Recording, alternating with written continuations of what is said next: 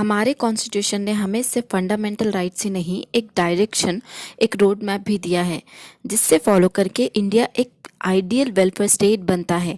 ये road map मिलता है हमें directive principles of state policy में, यानी कि आम भाषा में इसे हम डीपीएसपीस कहते हैं। तो चलो स्टार्ट करते हैं इसका बेसिक मीनिंग समझते हुए।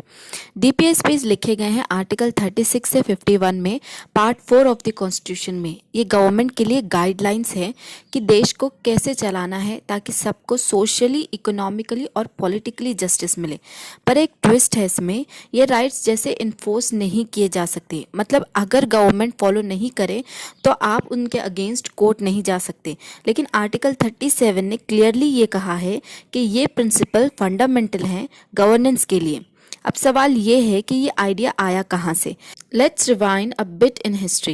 एक्चुअली डीपीएसपीस का कंसेप्ट लिया गया था आयरिश और स्पेनिश कॉन्स्टिट्यूशन से, और ब्रिटिश पीरियड में जो गवर्नमेंट ऑफ इंडिया एक्ट 1935 था उसमें भी कुछ सिमिलर इंस्ट्रक्शंस दिए गए थे गवर्नेंस के लिए। हमारे फ्रेमर्स ने ये आइडिया अडॉप्ट किया ताकि इंडिया को पुलिस स्टेट नहीं बल्कि वेलफेयर स्टेट बनाया जाए।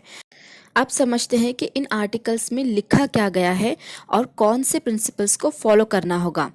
आर्टिकल 36 से 51 के अंदर लिखे गए डीपीएसपीस को जनरली 3 कैटेगरीज में डिवाइड किया जाता है।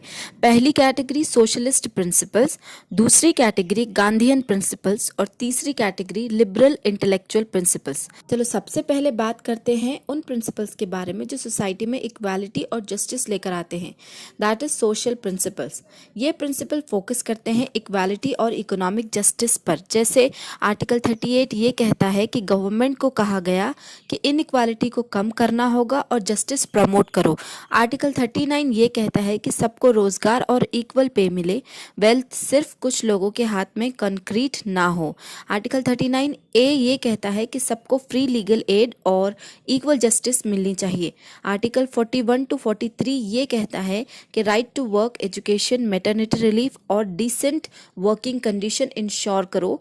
आर्टिकल 47 ये कहता है कि हेल्थ और न्यूट्रिशन लेवल इंप्रूव करो। ये सब मिलके एक ऐसे इंडिया का विजन देते हैं जहां आपको इक्वल अपॉर्चुनिटी मिल सके। अब चलते हैं उन आइडियल्स की तरफ जो गांधी जी के सपनों के इंडिया से इंस्पायर्ड है, दैट इज गांधीयन प्रिंसिपल्स।